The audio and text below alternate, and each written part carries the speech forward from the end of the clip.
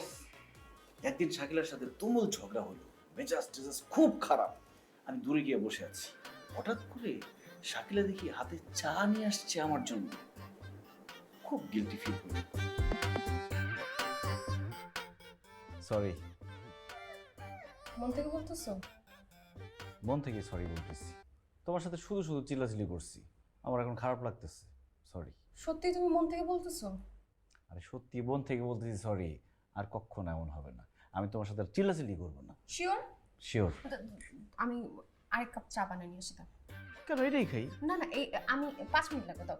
আরে না, আমার জন্য বানাইছি আমি। আমি আনতে আনতে ঠান্ডা হয়ে গেছে, ঠান্ডা চা খেতে ভালো লাগবে না। আরে ঠান্ডা হোক, সমস্যা কি, ঠান্ডাই খাবো, দাও। আমি চিনি দিতে ভুলে গেছি, যে চিনিটা জাস্ট দিয়ে নিয়ে আসি দাও। চিনি লাগবে না, চিনি ছাড়াই খাই। আরে দাও না।